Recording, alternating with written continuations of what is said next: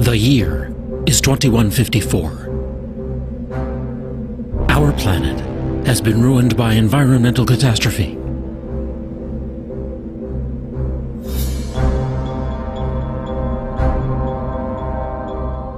In the movie Avatar, greedy prospectors from Earth descend on the world of an ancient hunter-gatherer people named the Na'vi. Their home is a lush moon far beyond our solar system named Pandora. Could such a place exist?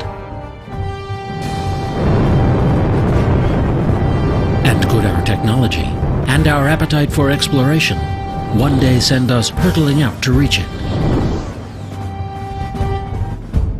In fact, the supposed site of this fictional solar system is one of our most likely real interstellar targets, until a better destination turns up. Pandora orbits a fictional gas planet called Polyphemus. Its home is a real place, Alpha Centauri, the brightest star in the southern constellation of Centaurus. At 4.37 light-years away, it's part of the closest star system to our Sun. Alpha Centauri is actually two stars, A and B, one slightly larger and more luminous than our own Sun, the other slightly smaller. The two stars orbit one another, swinging in as close as Saturn is to our Sun, then back out to the distance of Pluto. This means that any outer planets in this system, anything beyond, say, the orbit of Mars, would likely have been pulled away by the companion and flung out into space. For this reason, Alpha Centauri was not high on planet hunters' lists, until they began studying a star 45 light-years away, called Gamma Cephei. It has a small companion star that goes around it every 76 years. Now it seems it also has at least one planet. That world is about the size of Jupiter, and it has planet hunters excited. Perhaps 2/3 of all the stars in our galaxy are in so-called binary relationships. That means there could be many more planets in our galaxy than astronomers once assumed. At least 3 teams are now conducting long-term studies of Alpha Centauri, searching for slight wobbles in the light of each companion star that could indicate the presence of planets. If they find a planet that passes in front of one of the stars, astronomers will begin intensive studies to find out what it's like. One of their most promising tools will be the James Webb Space Telescope, scheduled for launch in 2014 or 2015. From a position 1,000,000 miles away from Earth, it will deploy a sun shield the size of a tennis court and a mirror over 21 feet wide. The largest space telescope ever built, it will offer an extraordinary new window into potential solar systems like Alpha Centauri. With its infrared light detectors, this telescope will be able to discern the chemical composition of a planet's atmosphere. And perhaps whether it harbors a moon like Pandora. One prominent planet hunter predicted that if a habitable world is found at Alpha Centauri, the planning for a space mission would begin immediately. Here's that star duo seen by the Cassini spacecraft, just above the rings of Saturn. To actually get to this pair of stars, you'd have to travel as far as the orbit of Saturn, then go another 30,000 times further. Or put another way, if the distance to Alpha Centauri is the equivalent of New York to Chicago, then Saturn would be just 1 meter away. So far, the immense distances have not stopped us from launching missions into deep space. In 1977, the twin Voyager spacecraft were each sent on their way aboard Titan III Centaur rockets. After a series of gravitational assists from the giant outer planets, the spacecraft are now flying out of the solar system at about 40,000 miles per hour. They're moving so quickly that they could each whip around Earth in just 45 minutes. twice as fast as the International Space Station. Voyager 1 has now traveled over 110 astronomical units. That's 110 times the average distance between Earth and Sun, or about 10 billion miles. But don't hold your breath. If it was headed in the right direction, it would need another 73,000 years to travel the 273,000 astronomical units to Alpha Centauri. When it comes to space travel, we've yet to realize the dream forged by rocketeers a century ago. A Russian schoolteacher, Konstantin Tsiolkovsky, inspired generations of space visionaries with sophisticated ideas about multi-stage launch vehicles.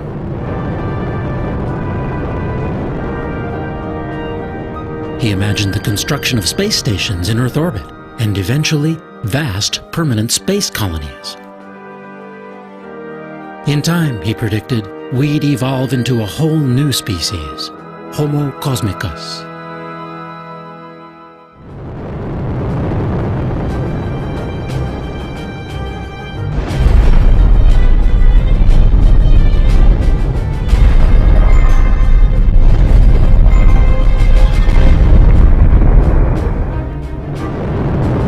Since then, rocketry's greatest advances have centered on ways of containing explosive propellants and methods of maintaining stable flight at high speeds. The problem is that chemical rockets are just not efficient for long-distance space travel. To reach the speed needed to enter orbit around Earth, 17,500 miles per hour, the space shuttle must carry 15 times its weight in fuel. And that's efficient compared to some other rocket systems. And you'd need to be traveling more than 25,000 miles per hour to break free of Earth's orbit and go anywhere else.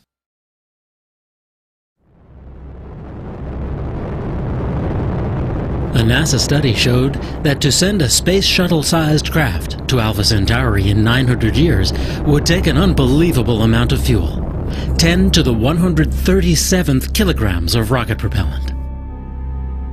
Suffice it to say, it's more mass than is in the entire visible universe.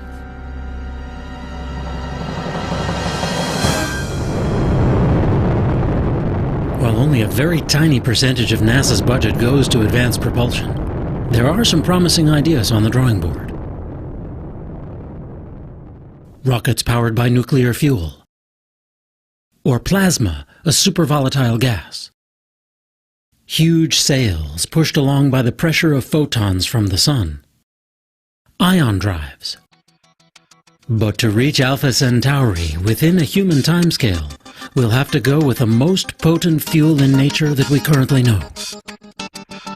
It's the science fiction fuel of choice, antimatter.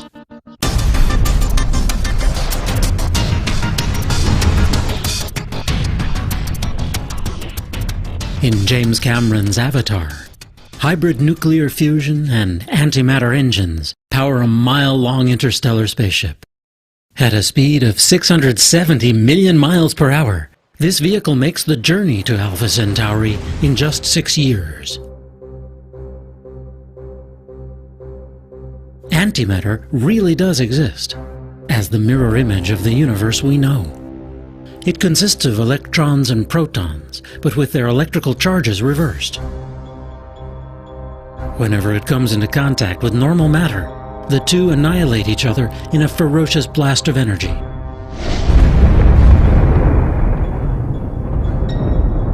Large amounts of antimatter were created and destroyed in the fiery dawn of our universe, the Big Bang. But somehow, in one of the great mysteries in science, we were left with a universe whose visible substance is almost all normal matter.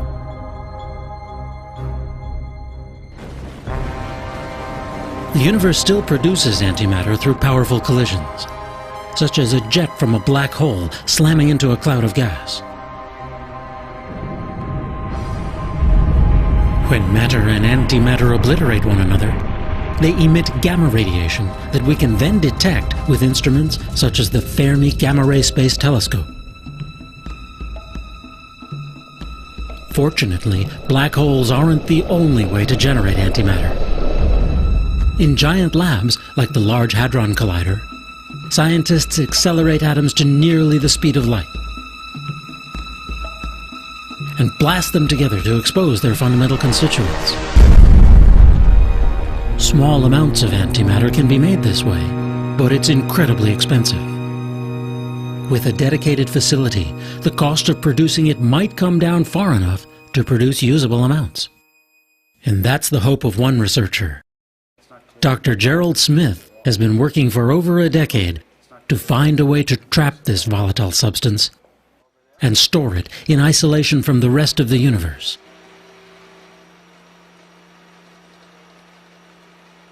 Smith and his colleagues have designed a trap the size of a cigar case. It sits within a tank filled with liquid nitrogen and liquid helium, designed to cool it down to 270 degrees below zero. Once injected into this trap, antimatter particles are suspended by magnetic fields within a vacuum as empty as deepest space. But the problem is that anti-electrons, called positrons, tend to repel each other explosively. That makes it tough to store more than a few at a time. This team now believes it may have discovered a pathway to storing large amounts over longer periods of time. Their solution lies in combining positrons with electrons, forming an element called positronium. In theory, with the right magnetic fields, these electrically neutral atoms might be held indefinitely. When released under controlled conditions, ultra-high energy antimatter beams could turn out to be ideal cancer killers, or lead to revolutionary industrial applications. Or perhaps one day, they could power long-distance spaceflight. It wouldn't take much. Antimatter is so potent that it defies common sense.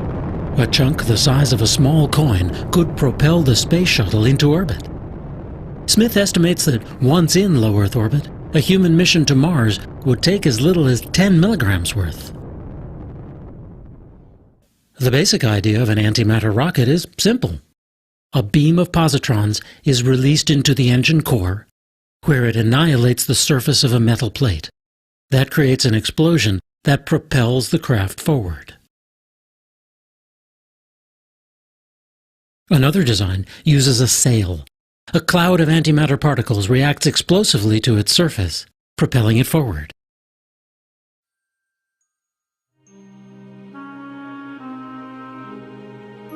Short of traveling to another solar system, there may be good reasons to contemplate developing antimatter propulsion.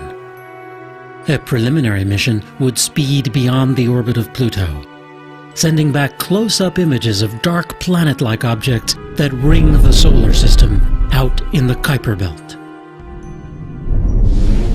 A longer distance probe could reveal new details about the Oort cloud, a vast realm of comets that envelops the solar system.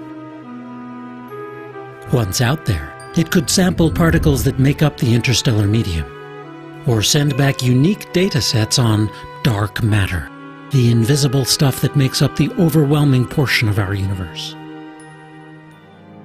To make it all the way to Alpha Centauri within 50 years, an antimatter probe would have to gradually accelerate to around 10% the speed of light. That's 67 million miles per hour. It would then gradually decelerate as it approached its destination. At those speeds, hitting even a grain of dust could destroy the spacecraft, so it might be best to slow the journey down to a century or more. It's safe to assume for now that we would only send a probe to Alpha Centauri if we discovered a habitable world. There may be other choices in our solar neighborhood. They include Proxima Centauri, a red dwarf star 4.2 light-years away that may be gravitationally bound to Alpha Centauri. Beyond that, not quite 6 light-years away, is Barnard's star. Or there's Lalande 21185, a red dwarf 8.3 light-years away. we already know it has 2 Jupiter-sized planets. There are at least 22 stars within 12 light-years of Earth. And any way you look at it, the first interstellar voyage will be a quantum leap for humanity. The urge to reach out to distant horizons, to climb the highest peaks, to push ourselves past our perceived limits, seems to be a vital part of what makes us human. Yet, explorers of old set off not just because it was there. At times it was greed, hunger, fear, or despair that propelled them outward from their homelands and allowed them to endure their long journeys. Whether we attempt to make this leap to the stars may come to depend on how we regard this planet. To the physicist Stephen Hawking, the journey is imperative. "I don't think the human race," he said, "will survive the next 1,000 years unless we spread into space. There are too many accidents that can befall life on a single planet." Indeed, we can't foresee the impact of wars, social upheaval, or the course of human civilization in coming centuries. But today, we can see the often conflicting trends that could one day propel us out into the interstellar void. On one hand, the technological advances that might make such a mission possible could revolutionize many other aspects of life on this planet.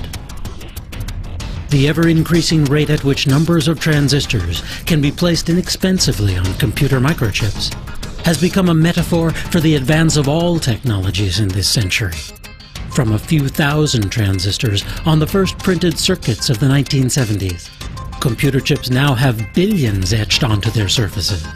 Even that number could seem amazingly small in another few decades. Many observers forecast a steep rise, even an acceleration, in the pace of invention and basic research, and for whole new solutions to the problems of energy, food production, health, and more. On the other hand, major periods of scarcity may loom.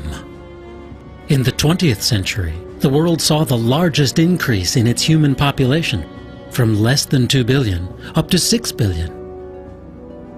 The world's population is now around 6.8 billion. It's expected to reach 9 to 10 billion by the year 2040, with the biggest gains in Asia and Africa. According to a recent UN report, the world will have to produce 70% more food by the year 2050, and at least that much more energy to sustain its population. The scarcity of just simple clean water in some regions is already frightening. Now throw in environmental impacts, like rising sea levels, or the spread of deserts linked to a gradually warming climate.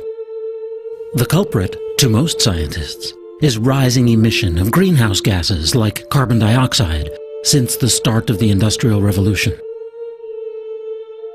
This map charts rising temperature readings from the year 1885 through to the present. In some places they've gone up by as much as 2.5 degrees Fahrenheit. Computer models project the trend out to the end of this century. Depending upon population growth, energy use, and conservation, temperatures could rise anywhere from 2 to 11 degrees more. Will technological advancements allow us to halt the degradation of our natural environments and increase the carrying capacity of our planet? Will we find ways to mitigate the impacts of war, natural catastrophes, or political upheavals? No doubt, if or when we launch our first mission beyond this solar system, the occasion will spur reflection on who and what we have become as a people, as a planet, just as the first missions to the moon and our neighboring planets once did. At first, we'll send a probe designed to relay basic information on what's there. on a world whose light we have only studied from afar. As this cosmic emissary makes its way across the void, we on Earth will continue to struggle in our pursuits of happiness and prosperity, or of mere survival. When it arrives, we'll scan the data for evidence of a world like our own, one that may harbor life. How will our perspectives on that world, and upon our own, have changed?